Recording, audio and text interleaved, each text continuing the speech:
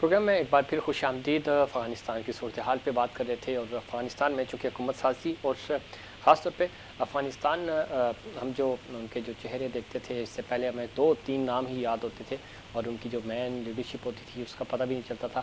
اب وہ media friendly ہو چکے ہیں، ٹویٹ بھی کر رہے ہیں، وہ میڈیا چینلز کو انٹرویوز بھی دے رہے ہیں، اور بڑا ایک اپ ٹو ڈیٹ میں طالبان نظر آ رہے ہیں اور افغانستان کی صورتحال نظر آ رہی ہے۔ سردار صاحب، ایک تو بتائیے گا، یہ کتاب آپ کے ہاتھ میں ہے، یہ کون ہیں، کون شخصیت ہیں، کس نے لکھا؟ اور یہ بائیوگرافی ہے جی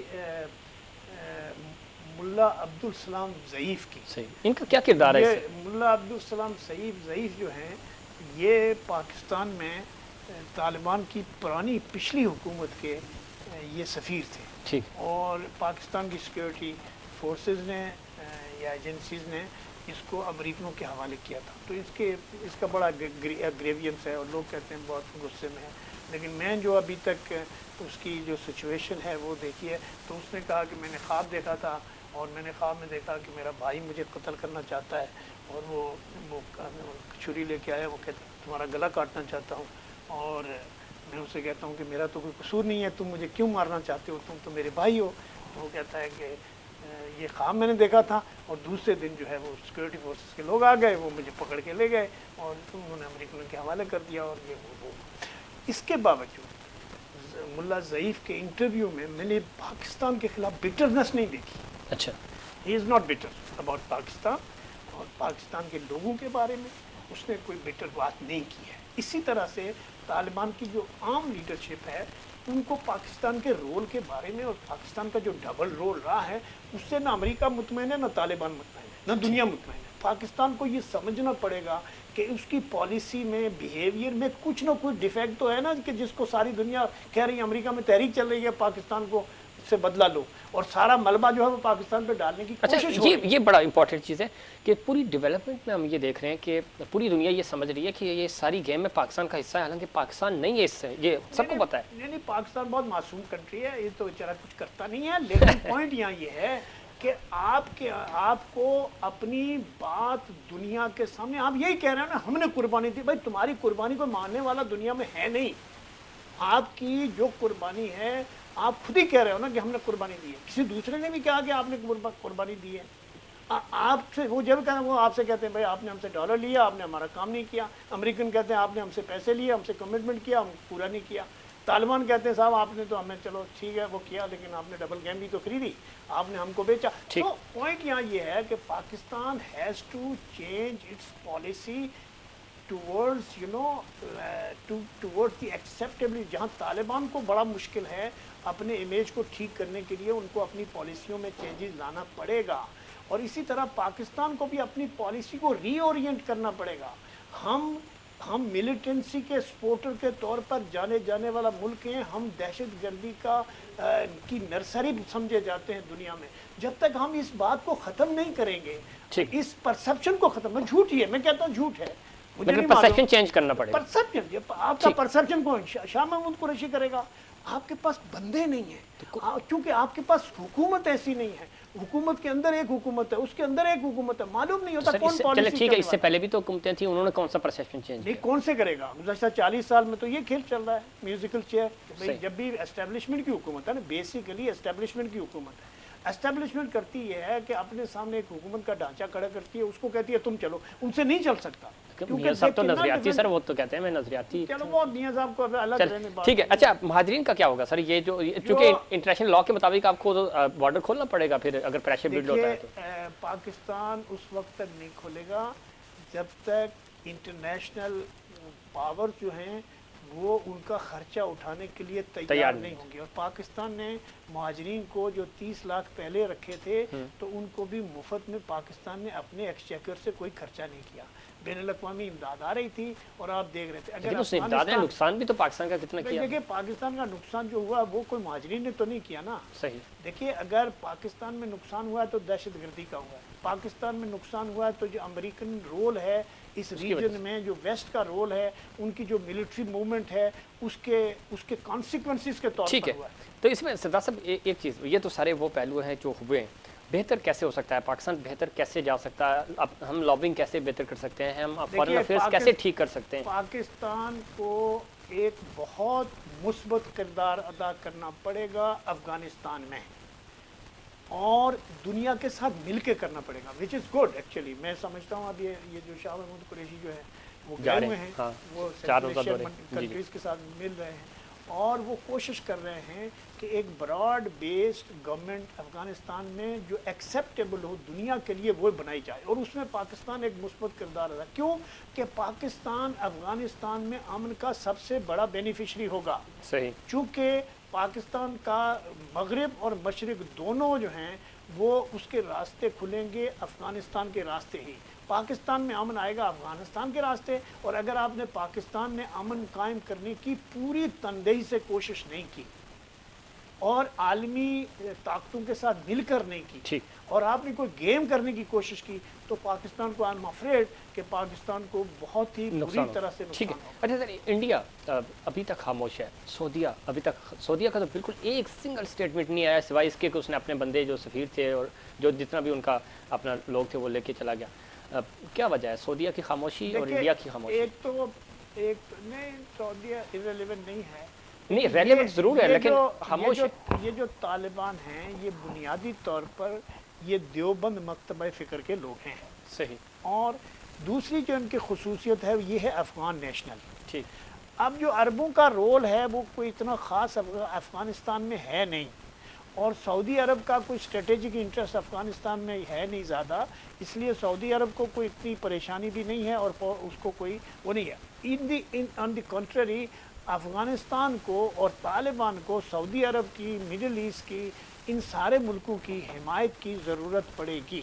जहाँ तक हिंदुस्तान का ताल्लुक़ है, हिंदुस्तान ने गुज़श्ता 20 साल में बड़ी वहाँ तवील इन्वेस्टमेंट की है। $3.2 बिलियन जो हैं वो उन्होंने किया है। वहाँ की जो बिल्डिंग है पार्लियामेंट की, वो भी उन्होंने तोहफे में दी है। उन्होंने डैम बनाए हैं, उन्होंने सड़कें बनाई हैं, उन्होंने इंस्टीट्यूशन बिल्डिंग में अफ़गानिस्तान में काफ़ी रोल अदा किया है, अगरचे के उस पर्दे में उन्होंने पाकिस्तान के ख़िलाफ़ जो है वो दहशतगर्दी की और दूसरी कार्रवाइयों के लिए लोग भी तैयार किए हैं। जो हिंदुस्तान का सबसे बड़ा जो नुकसान हुआ है वो अफ़गानिस्तान में जो उनके एजेंट थे, जो उनके किराए के एजेंट थे, जो उनके लिए काम करते थे, जो जिसके लिए उनका जो नेशनल सिक्योरिटी एडवाइज़र है उसने तो ओपनली कहा कि हम पैसा खर्च करेंगे, ये अफ़गान तो पैसे से बिक जाते हैं, ये पैसे के लिए कुछ भी करेंगे। तो एक तो ये बात है कि अफ़गानिस्तान में उनका वो बेस ख़त्म हो गया है। ठीक। एक दूसरी बात यह है कि उनका जो टोटल भरोसा था, उन्होंने सारे अंडे जो है वो अशरफ गनी और हामिद करज़ाई के थैली में डाले थे, और उनका ये ख्याल था कि ये साल 6 महीने लगेगा, ये बात नहीं होगी, और ये तो 6-8 दिन भी नहीं लगा, 6-8 हफ्ते भी नहीं लगे, बल्कि 10 दिन 12 दिन में जो है वो सारा अफ़गानिस्तान का। तो ये हिंदुस्तान के लिए, हिंदुस्तान इसके लिए तैयार नहीं था। हिंदुस्तान को जो खदशा और ख़तरा है वो ये है कि मुसलमान जो हिंदुस्तान में हैं वो काफ़ी बेचैनी होगी उनमें, और दूसरा उनका ये ख्याल, हिंदुस्तान का ये ख्याल है कि कश्मीर में जो है वो मिलिटेंट एक्टिविटी, जो मिलिटेंट्स हैं या जिहादी लोग हैं उनकी एक्टिविटी में इजाफा होगा। लेकिन ऑन द कंट्री ये भी बात सही है कि अफ़गान किसी सूरत में भी, तालिबान हिंदुस्तान के साथ किसी सूरत में भी कन्फ्रंटेशन नहीं चाहते हैं, और हिंदुस्तान को उन्होंने ये भी कहा है कि भाई आपने जो है वो जो कुछ भी किया आप भूल जाओ माजी को हम भी भूल जाते हैं, आप आओ हमारे साथ काम करो, स्टेट टू स्टेट रिलेशनशिप है, आप अपना रोल अदा करो जो आपका रोल है, लेकिन आप यहाँ अगर कोई अपने एजेंट बनाओगे, दहशतगर्दी करोगे तो वो नहीं होगा। अच्छा सर, ये तो बड़ी ज़बरदस्त आपने बात की और कोशिश की अफ़गानिस्तान की सूरत हाल पे, और सरासर गुफ्तगू भी हुई। लेकिन जाते जाते, क्योंकि आज हमारे प्राइम मिनिस्टर साहब ने 3 साल कारकर्दगी कौम के सामने रखी, बड़े खुश हैं, और उन्होंने बताया कि उन्होंने ये पूरा सफ़र कैसे शुरू किया था। 2 हिस्सों पर मुश्तमिल था उनका ये पूरा प्रोग्राम। किस तरह देखते हैं 3 साल कारकर्दगी को? देखिए, अगर तो तहरीक इंसाफ के लोगों को देखा जाए तो उन्होंने तो बड़ी तरक्की की है, और उन्होंने 3 साल तो उनके किसी भी सिविलियन गवर्नमेंट के 3 साल पूरे नहीं हुए, और इनके 3 साल पूरे भी हो गए, तो उनको मिलिट्री एस्टेब्लिशमेंट की पूरी सपोर्ट भी हासिल रही है।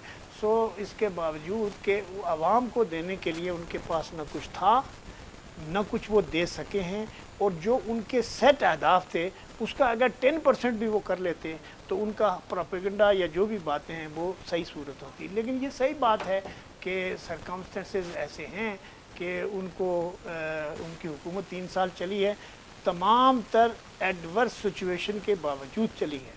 कोई एक भी चीज़ ऐसी नहीं है कि जिसमें सवाए इस बात के कि इमरान खान बहुत बड़े लीडर हैं, इसके अलावा कोई और कामयाबी तो नहीं है कि जो हमारे अगर देखें कि कोई एक चीज़ भी आपने काम, पॉलिटिकल हार्मनी नहीं है, इकोनॉमिक डेवलपमेंट नहीं हुई है। हमारा अभी वो कह रहे हैं कि वो है कर रहे हैं, अभी कुछ कह रहे हैं कि हम जो है वो आगे इस साल के एंड तक जो है वो हम बहुत बड़ा माशी इनकलाब ले आएंगे। लेकिन कैसे लाएंगे सर? चूँकि प्रोग्राम का वक्त भी खत्म हो रहा है, आखिरी पॉइंट के 3 साल हो गए, अगले साल ठीक 1 साल के बाद इनको अनाउंस करना है इलेक्शंस, उनके इलेक्शंस की तैयारियां शुरू हो जाएंगी। गो कि अब 1 साल के बाद इनके पास 3 साल में तो कुछ नहीं मिला, 1 साल में ऐसा कौन सा प्रोजेक्ट होगा जिसको ये दिखा के 2023 के इलेक्शन के लिए जाएंगे? देखिए, इमरान खान की हुकूमत की ये खुशकिस्मती है कि बावजूद तमाम तर कारकर्दगी की, जो कारकर्दगी है वो डिसमिल कारकर्दगी है, कोई काबिल ज़िक्र कारकर्दगी नहीं है, किसी एक लेवल पे भी नहीं। ना जो है सर्विस को डिलीवर हुई है, ना टैक्स जीडीपी रेशो बढ़ा है, ना डेवलपमेंट हुई है, लेकिन ना इसके एक ही सिर्फ उनकी कामयाबी की एक ही वजह है कि जो हमारी जो एस्टेब्लिशमेंट है वो उनके अलावा किसी और के ऊपर फर्दर एतमाद करने के लिए शायद अभी तक तैयार नहीं है। ठीक है, और वो उसी लिए। लेकिन कोई एक पॉइंट बता दे, ये पॉइंट हो सकता है अगले 1 साल में अगर ये कर जाएं तो हो सकता है अवाम इनकी तरफ टिल्ड हो जाए। कोई पॉइंट आपकी नज़र में कि ये करना चाहिए इस मौजूदा हुकूमत को? देखिए, वो तो कह रहे हैं ना कि हम हाउसिंग सेक्टर में बहुत ज़बरदस्त इन्वेस्टमेंट ला रहे हैं, जो 8-9-10% पे जो बाहर से कर्जा आप ले रहे हैं। तो आपने जो सबसे बड़ी कामयाबी आपने कही थी वो ये कही थी कि जनाब हमारा जो डेफिसिट है, जो करंट अकाउंट डेफिसिट है, ये इंपोर्ट और एक्सपोर्ट का जो रेशो है वो हमारा जो इंपोर्ट है वो कम हुई है, तो इससे हमारा जो, लेकिन अब जो सूरत हाल है वो हमारा, आप जब जो नए वज़ीर ख़ज़ाना है वो कह रहे हैं कि जी हम जो है वो डेवलपमेंट की तरफ जाएंगे, हम प्रोटेक्शन की तरफ जाएंगे।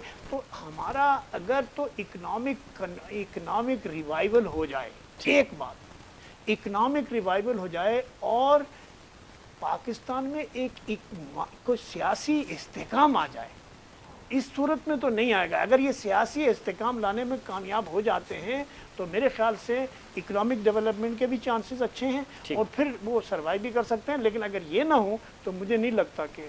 ठीक, बहुत शुक्रिया सरदार साहब, आपने प्रोग्राम में वक्त दिया और इसमें कोई शक नहीं, सियासी इस्तेहकाम बहुत ज़रूरी है और करप्शन के हवाले से एहतसाब जो था वो एहतसाब अभी तक उस तरह नहीं हुआ जो इमरान खान साहब दावे वादे करते थे, वो एहतसाब भी ज़रूरी है।